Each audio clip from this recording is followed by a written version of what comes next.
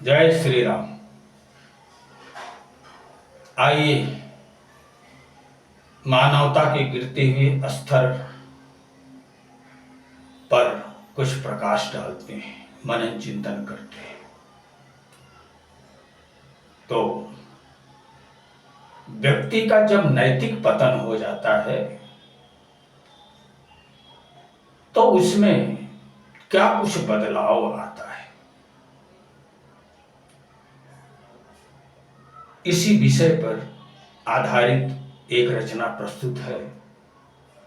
सुनिए, समझिए और चिंतन मनन कीजिए। रचना का क्या कुछ कहना है, आइए पहले सुनते समझते हैं। सभ्य आचरण को खो बहुतक कर्मन बने भिखारी। सभ्य आचरण को खो बहुतक कर्मन बने भिखारी। ऐसे कब किसके अपने ओ तो तलवार दुधारी, ओ तो तलवार दुधारी। खेद गर्व फिर भी निज पन पे मानवता शरमाई। खेद गर्व फिर भी निज पन पे मानवता शरमाई। सत्कर्मन हट दूर ची रहे मनमति भर अधमाई, मनमति भर अधमाई। ऐसे खुद के खुद ही शत्रु क्यों ना बने दुखारी। सभ्य आचरण को खो बहुतक कर्मन बने भिखारी, कर्मन बने भिखारी। संत शास्त्र के बन के निंदक खुद ही अधः समाये। कोटि बरस का श्रम खो बैठे माया हाथ ठगाए। मोक्ष द्वार को क्या खोलेंगे नरक गमन तैयारी। सभ्य आचरण को खो बहुतक कर्मन बने भिखारी। ऐसे कब किसके अपने ओ तो तलवार दुधारी, ओ तो तलवार दुधारी। हे प्रभु, कैसे मदद करूं मैं इनकी दशा सुधारूं। जोड़ आपसे कैसे इनको भव संसित से तारूं।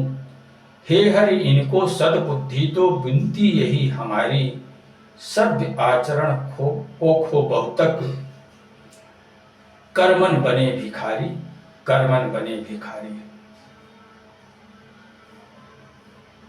हे प्रभु, सब में आप रमे हो फिर ये सब क्यों माया। हे प्रभु, सब में आप रमे हो फिर ये सब क्यों माया। माना कि ये अबुध बने पर कर दो इन पे दाया। अधा गिरे भव पार न कोई जन्म मरण दुख भारी। सभ्य आचरण को खो बहुतक कर्मन बने भिखारी। ऐसे कब किसके अपने ओ तो तलवार दुधारी, ओ तो तलवार दुधारी। मूर्ख जीवन मरम न जाने दुर्लभ साज गंवाए। मूर्ख जीवन मरम न जाने दुर्लभ साज गंवाए। सब कुछ पा खुद ही खो जाते मृग तृष्णा भरमाए। शंभु दशा उनकी दुखदाई जैसे दूर खरारी। सभ्य आचरण को खो बहुतक कर्मन बने भिखारी, कर्मन बने भिखारी। ऐसे कब किसके अपने ओ तो तलवार दुधारी, ओ तो तलवार दुधारी। जो मानवता को खो करके दानवता को धारण करके जीविकोपार्जन कर रहे हैं, वो स्वयं के कर्मों से ही वो कर्म निर्धना बन चुके हैं। और इस संसार में एक दीनता को प्राप्त कर ली है। उनके अंदर सतबल क्षीण हो गया है। अब वो एक निर्बल असहाय के रूप में तब्दील हो गए। और ऐसे लोगों का कोई अपना इस संसार में नहीं होता है। वो नितांत स्वार्थी होते हैं। वो सिर्फ अपने स्वार्थ को ही ध्यान में रखते हैं। बाकी न उनका कोई अपना होता है और न उनका कोई पराया होता है। वो दो धारी तलवार की तरह होते हैं। जिस तरह दो धारी तलवार को कहीं से भी पकड़ोगे तो आपको क्षति पहुंचेगी, ठीक उसी तरह आचरण से भ्रष्ट हुए व्यक्तियों को अगर आप अपने नजदीक लाओगे, उन्हें अपने संपर्क में रखोगे, उन्हें अपना प्रिय बनाने का प्रयास करोगे, तो उसका दुष्परिणाम आपको भी भुगतना पड़ेगा। खेद गर्व फिर भी निज पन पे मानवता शरणाई। ऐसे पथभ्रष्ट पतित अधम लोग भी अपने आप को शहंशाह समझने लगते हैं, शहंशाह मानने लगते हैं। ये एक खेद की बात है। एक अधर्मी, एक पापी, एक अत्याचारी भी अपने आप में गुरूर भर के जीता है कि मैं तो इस इलाके का शहंशाह हूं। लेकिन उस इलाके का शहंशाह का ख्वाब देखने वाला एक दिन किस गति को प्राप्त करता है? एक दिन जैसे किसी पागल कुत्ते को, 2-4-6 आदमी को जब पागल कुत्ता काट लेता है तो लोग उसे दौड़ाते हैं और दौड़ा करके सामूहिक रूप से उसे लाठी डंडों से पीट करके उसकी हत्या कर देते हैं।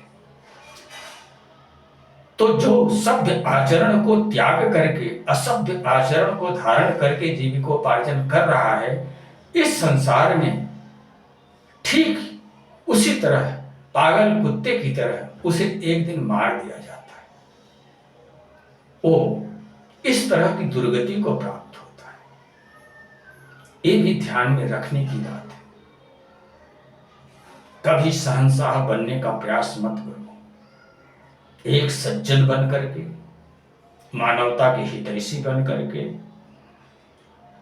सर्वजन हिताय सर्वजन सुखाय की सद्भावना को धारण करके जीविकोपार्जन करना सबसे ऊंचा मानव धर्म है। इससे ऊंचा कोई मानव धर्म नहीं है। तो उसी मानवता को धारण करके जीविकोपार्जन करोगे तो इस संसार में अपना जीवन सुरक्षित रूप से जी करके जा सकते हो।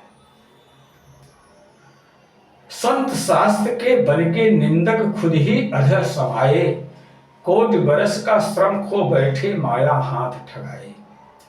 मोक्ष द्वार को क्या खोलेंगे नरक गमन तैयारी, सभ्य आचरण को खो बहुतक, कर्मन बने भिखारी, कर्मन बने भिखारी।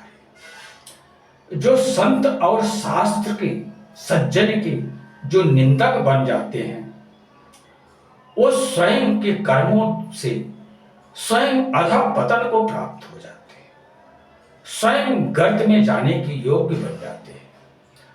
और ये दुर्लभ मानव जीवन करोड़ों वर्ष के बाद प्राप्त हुआ है। इसे सार्थक बना करके, इसे पूर्ण बना करके इस जन्म मरण के चक्र से छूट जाना है।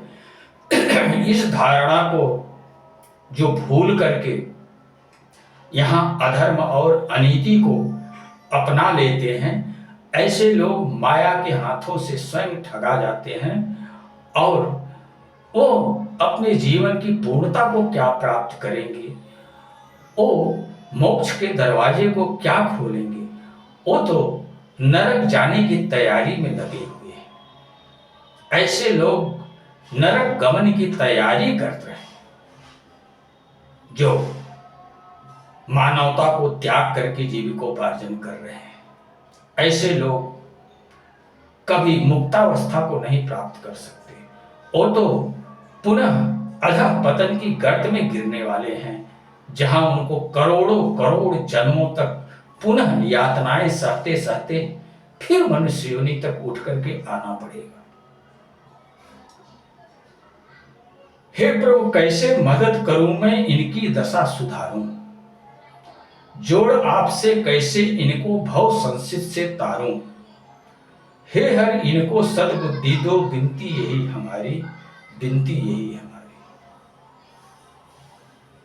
कोई संत व्यक्ति प्रभु से ये याचना कर रहा है कि हे प्रभु, ऐसी कोई युक्ति दिख नहीं रही है, जिससे इन अधर्मियों का, अधः गर्त में गिरने वाले इन पापियों को मैं संभाल सकूं, मानवता के रास्ते पर ला करके इनके जीवन को संवार सकूं और इनके जीवन को पूर्ण बनाने की दिशा में प्रेरित कर सकूं। ऐसी कोई युक्ति सूझ नहीं रही है। इसलिए आपसे मेरी यही प्रार्थना है कि आप ही जन जन में समाये हुए हो, आप ही इन्हें सद्बुद्धि प्रदान करो, जिससे ये दुष्कर्म को त्याग करके सत्कर्म के पथ को अपनाएं और अपने दुर्लभ मानव जीवन को सार्थक बनाने का स्वयं प्रयास करें। ऐसी मैं आपसे प्रार्थना कर रहा हूं। हे प्रभु, सब में आप रमे हो, फिर ये सब क्यों माया। हे प्रभु, सब में आप रमे हो, फिर ये सब क्यों माया। माना कि ये अबुध बने पर कर दो इन पे दया। अधा गिरे भव पार न कोई, जन्म मरण दुख भारी। सभ्य आचरण को खो बहुतक, कर्मन बने भिखारी, कर्मन बने भिखारी। हे प्रभु, आप प्रत्येक हृदय में निवास कर रहे हो, लेकिन ये दुर्भाग्यशाली लोग आपकी तरफ न मुड़ करके एक माया की चकाचौंध में खोए हुए हैं और माया को अर्जित करके सुख भोग की प्रवृत्ति को लेकर के जीविकोपार्जन कर रहे हैं। ज्यादा से ज्यादा सुख भोगने की इच्छा इनमें प्रबल है। तो आप ही इन पे दया करो और आप ही इन्हें सद्बुद्धि प्रदान करो। और क्योंकि अधः गर्त में गिरने के बाद इन्हें करोड़ों वर्ष की अत्यधिक दयनीय यात्रा करते हुए इन्हें बार बार यातना का शिकार होना पड़ेगा। इसलिए प्रभु, आप इनको सद्बुद्धि प्रदान करो और इन्हें दानव वृत्ति से मोड़ करके मानव वृत्ति पर चलने की प्रेरणा प्रदान करो। यही आपसे हमारा निवेदन है। मूर्ख जीवन मरम न जाने, दुर्लभ साज गवाए। सब कुछ पा खुद ही खो जाते, मृग तृष्णा भरमाए। दशा उनकी दुखदाई, जैसे दूर खरारी। सभ्य आचरण को खो बहुतक, कर्मन बने भिखारी, कर्मन बने भिखारी। ये अज्ञानी अबुध लोग दुर्लभ जीवन के रहस्य को नहीं समझ पा रहे हैं, जबकि आज प्रभु इन्हें वो सामर्थ्य प्रदान कर दिए हैं कि ये अपने सत्कर्मों द्वारा एक अपने जीवन को सफल बना सकते हैं, जीवन की पूर्णता को प्राप्त करके संसित चक्र से मुक्त हो सकते हैं। ये सामर्थ्य प्रभु ने इन्हें देकर के इस धराधाम में भेजा है, लेकिन ये माया के हाथों ठगा करके स्वयं के स्वयं शत्रु बन बैठे हैं और स्वयं ऊर्ध्व लोकों में गमन करने की सुध को भूल करके एक अधः लोकों में, अधः गर्त में पुनः गिरने के लिए तत्पर है। इनकी ये दयनीय दशा इसलिए क्योंकि ये ईश्वर श्रद्धा भक्ति से दूर हैं, प्रभु पे इनका भरोसा नहीं है, प्रभु पे इनका विश्वास नहीं है। एक प्रभु को किसी दूर दराज लोक में बैठा हुआ समझते हैं और यहाँ कौन मुझे देख रहा है अधर्म अनीति करते हुए। क्यों न हम ज्यादा से ज्यादा अधर्म अन्याय अनीति करके ज्यादा से ज्यादा सुख भोग प्राप्त कर ले। इसी झूठी मानसिकता को धारण करके ये अपने सर्वस्व को नसा रहे हैं, जबकि प्रभु इन्हें सब कुछ सामर्थ्य प्रदान करके इस धराधाम में भेजे हैं लेकिन अविश्वास के कारण, प्रभु में अरुचि होने की वजह से ये अपने जीवन को नष्ट करके अधः पतन की गर्त में समा रहे। तो इस रचना का यही कहना है, आप भी मानव जीवन को धारण करके इस संसार में उपस्थित हैं। क्या कुछ करना उचित है, क्या कुछ करना अनुचित है, स्वयं विचार करो और अपने जीवन को पूर्ण बनाने का प्रयास करो। इसी के साथ अब मैं अपनी वाणी को विराम देना चाहूँगा। जय श्री राम।